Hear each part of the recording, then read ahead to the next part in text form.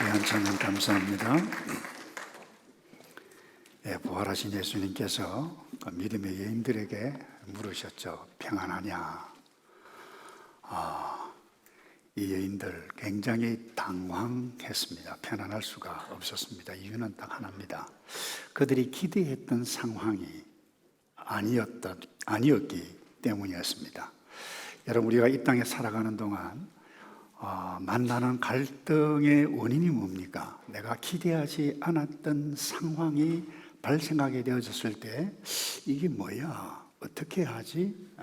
나타나는 것이 갈등입니다. 그래서 기대하지 않았던 그것 때문에 느끼는 갈등, 미래에 대해서 두려움, 불안까지 느낄 수 있습니다. 예수님을 따랐던 이 여인들에게는 어제는 십자가 죽음의 갈등이었고, 또 무덤에서 예수님 시신에 향을 바르는 것도 불안의 요인, 갈등의 요인이었어요. 왠가 하면 경비병들이 지키고 있었기 때문에 어떻게 하지? 갈등이었어요. 더 나아가 다시 사셨던 예수님의 부활도 마음을 뒤흔들어 놓고 처음에는 두렵고 불안하게 했었습니다. 이 모든 것, 그들의 기대와 다른 일들이 일어났기 때문에 그러했었습니다.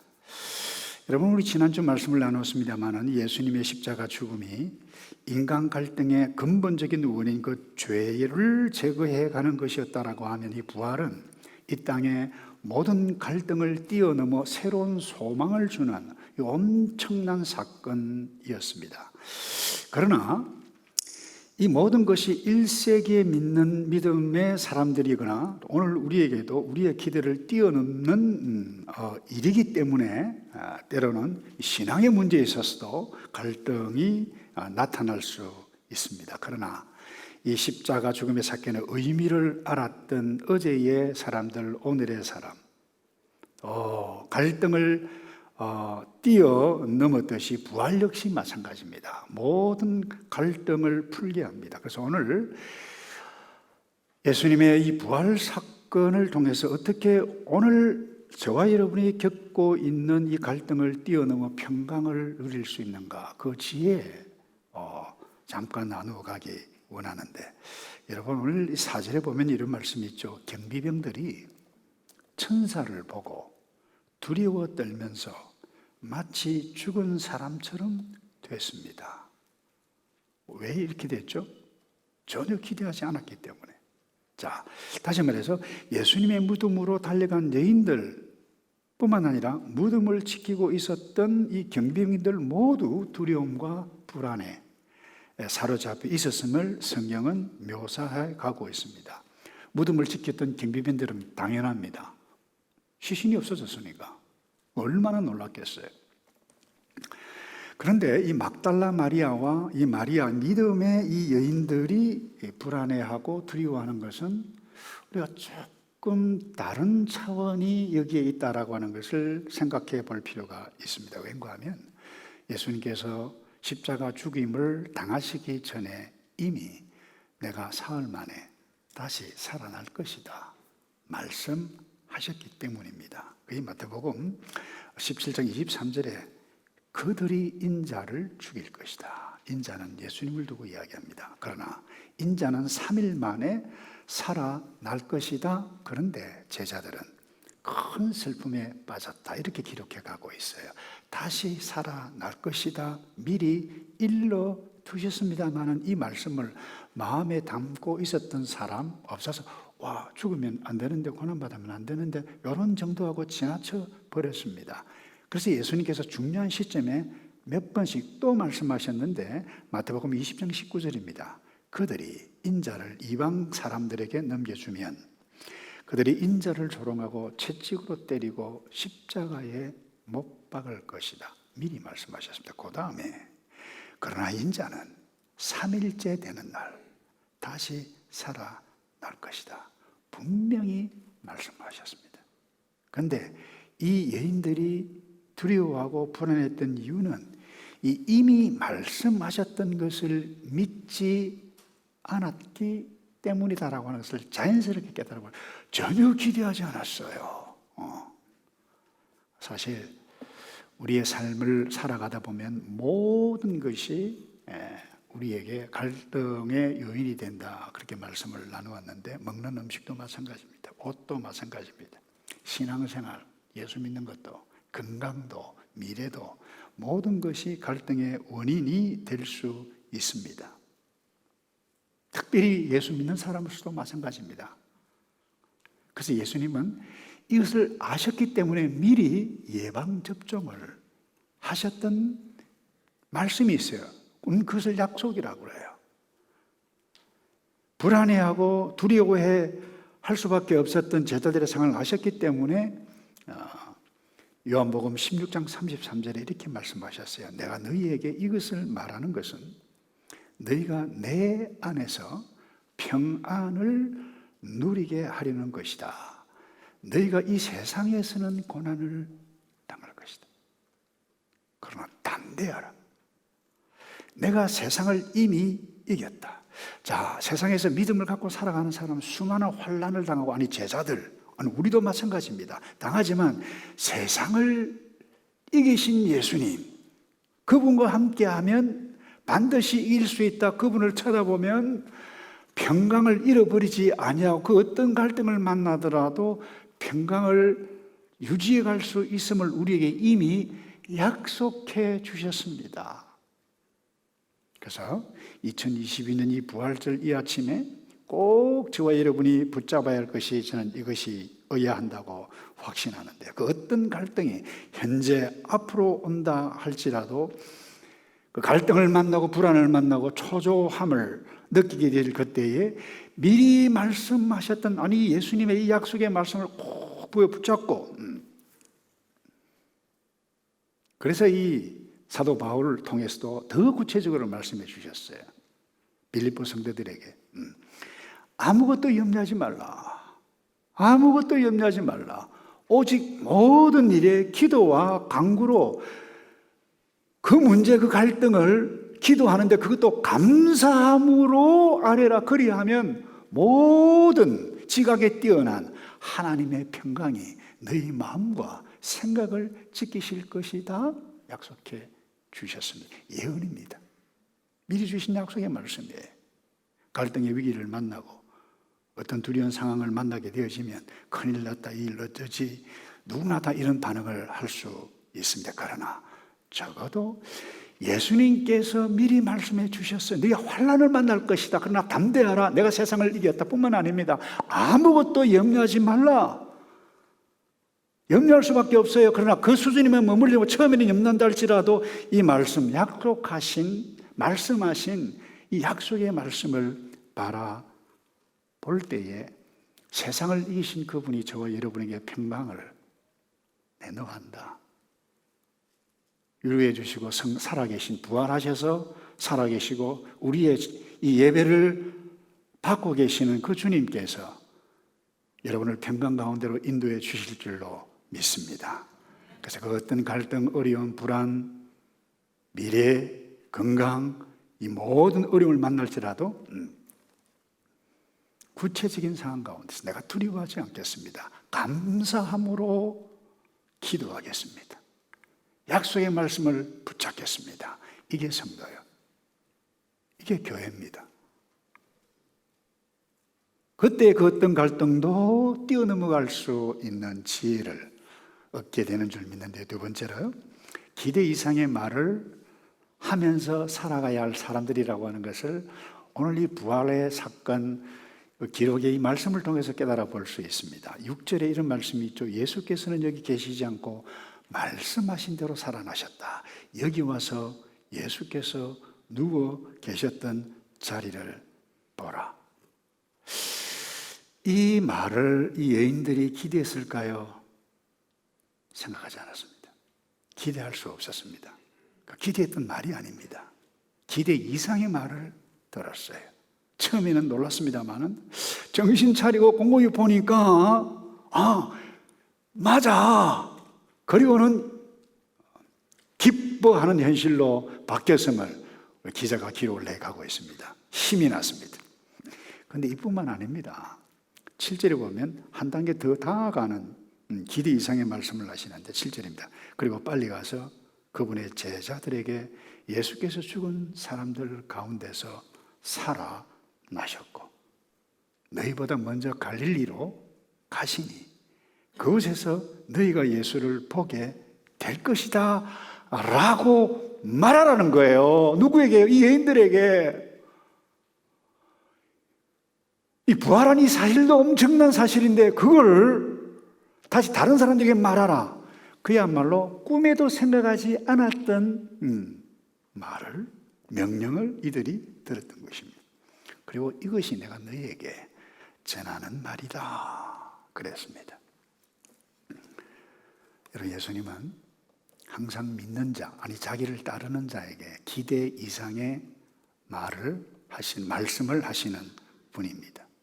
마태복음을 기억하시나요? 누구든지 왼뺨을 치거든, 아니 오른뺨을 치거든 왼편도 돌려대라 그랬어요. 누가 속옷을 요구하느냐? 겉옷까지 다 벗어줘라. 누가 억지로 오리를 가게 하느냐? 오리가 아니라 심리까지 가줘라. 기대 이상, 우리의 수준의 생각의 그 이상을 말씀하시는 분입니다. 베드로 물고기 낚는 어부였습니다. 그런데 그 물고기 낚는 그 어부에게 너는 사람 낚는 어부가 되리라. 이렇게 항상 우리의 기대 이상의 수준의 이상을 말씀하십니다. 그런데 여러분, 우리가 이 모든 갈등을 넘어 기쁨을 누리는 지혜가 바로 여기에 있다는 것입니다. 기대 이상의 말을 하고 그야말로 엄청난 시리어스한 갈등 가운데 있는 당사자에 와서 나 부활할 거야, 너도 부활할 거야 이런 말을 하면 정말 갑자기 뜬금없는 이야기하고 있네. 여러분, 이렇게 생각해 볼 수 있습니다.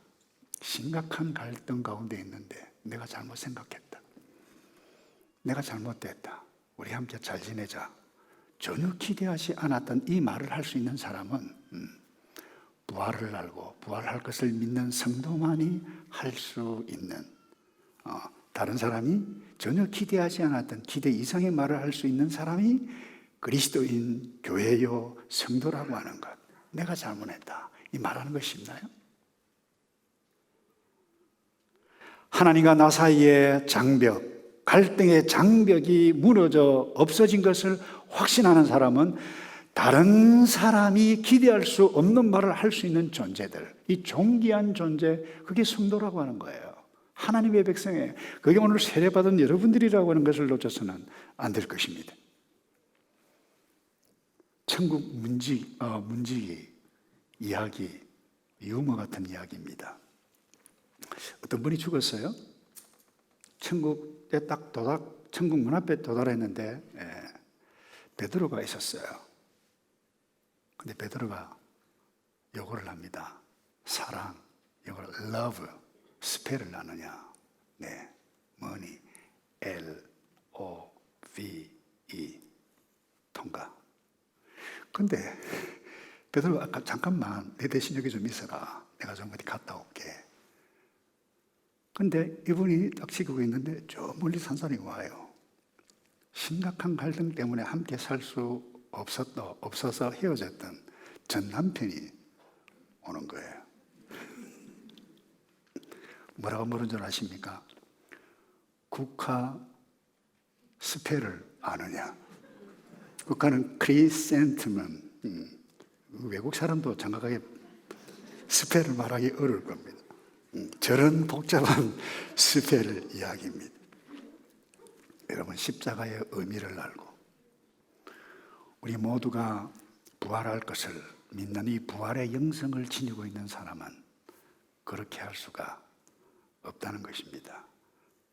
우리의 육체는 때가 되면 흙으로 변하고 말 것입니다. 그런데 때가 되면 다시 부활체로 변하여 새하늘과 새 땅에 거할 영광스러운 존재라고 하는 것을 믿는 사람은 이 땅에서 함부로 은행을 하지 않습니다. 그렇기 때문에 그 엄청난 갈등을 만난다 할지라도 기대 이상의 말을 행해감으로 그 갈등을 뛰어넘는 아름다운 열매들을 누려갈 수 있을 것입니다. 마지막으로요. 여러분, 무엇을 내가 사명으로 여기느냐 너무나도 중요합니다. 자, 8절에 보면 그러자 여인들은 서둘러 무덤을 떠났습니다. 그들은 두려우면서도 한편으로는 기쁨에 가득 차 제자들에게 알리려고 뛰어 나갔습니다. 여러분, 예수님께서 편안하나 물으시고 갈릴리에서 만나자라고 말하라 주의 천사도 그리고 예수님도 부탁했는데 이 여인들 사명으로 알았습니다. 기뻤어요. 두려움이 있었습니다. 달려나갔습니다. 예수 부활 사실을 알리려고. 그때 예수님께서 오늘 본문에 보면 갑자기 나타나십니다. 평안하냐. 우리 여기서 기억해야만 합니다. 주의 천사 부탁한 예수 부활 사실을 알리는 것을 사명으로 알고 달려가는 사람은 주를 만나 주께서 베풀어 주시는 말씀하시는 그 평강을 누려갈 수 있음을 우리는 꼭 기억해 가야만 할 것입니다. 여러분, 이 땅에 많은 사람들이 예수를 믿어도 갈등을 하는 이유는 무엇입니까? 사명이 없습니다. 야망을 가지고 살아갑니다. 비전이 아니라 자기의 야망 꿈이라고 해도 좋을 것입니다. 여러분, 우리의 모든 대부분의 사람의 야망은 나의 행복입니다. 행복을 위해서 공부도 하고 사업 구상도 하고 일도 하다가 나의 행복을 위해서 달려가게 되었을 때 반드시 장애물이 만납니다. 걸림돌이 만납니다. 그게 사람일 수 있습니다. 그때 갈등을 만날 수밖에 없어요. 이 말은 갈등은 결국 내가 만들어간다는 거예요. 그래서 나에게 장애가 되는 사람 도움이 안 돼. 배우자든 자녀든 할 것 없이, 친구든 할 것 없이 공격합니다. 미워합니다. 그걸 사명이라고 말을 할 수는 없는 것입니다. 그래서 내가 돈을 벌든지 공부를 하든지 무엇을 하든지 자녀 교육을 하든지 부활하신 예수 그리스도의 진리를 전하는 사람은 차원이 다르죠. 근데 어떻게 복음을 전하는 사명을 가지고 있는 나가 이렇게 심각한 갈등들을 만들어갈 수 있는가? 여러분, 은행을 함부로 하지 않는다는 것입니다. 쉬운 이야기가 아닙니다만 주께서 부활을 십자가 죽음을 알고 의미를 알고 부활을 할 것을 믿는 그리스도인은 이렇게 해야 한다는 것입니다. 훈련해 가야 한다는 것입니다. 그래서 예수님께서 물으셨습니다. 평안하냐? 그러고는 예수님을 본 이들은 결국 평안을 얻었습니다. 말씀을 마무리합니다. 이 땅에 살아가는 동안 수많은 갈등 만나게 될 것입니다. 그때 우리 부활하신 주님은 나의 야망 때문에 상처를 스스로 만들어가고 원한을 품고 독소를 뿜어내는 그와 같은 삶을 살기를 원치 않습니다. 평안하기 원합니다. 그 평안은 무엇과 관계 있습니까? 주께서 우리에게 약속해 주셨던 그 말씀을 믿는 것과 관계 있습니다. 우린 죽지 않습니다. 영원히 살 것입니다. 담대하라. 내가 세상을 이겼다. 우리가 세상을 이길 것입니다. 믿습니까? 그러나 이 말씀이 없는 자는 어리석은 선택을 할 수밖에 없을 것입니다. 사람들에게 기대 이상의 말을 하는 사람, 성도입니다. 이 가운데도 마음을 다치고 상처가 있는 분들 적지 않을 것입니다. 우리가 성장 과정에서 부모로부터, 친구로부터, 선생님으로부터 부정적인 말들을 너무나도 많이 들어서 마음에 한을 품고 있는 분도 있을 것입니다. 그때 부활하신 주께서 우리 가운데 임하실 때에 주께서 그 마음을 만져주십니다. 우리를 치유해 주시고 회복해 주실 것입니다.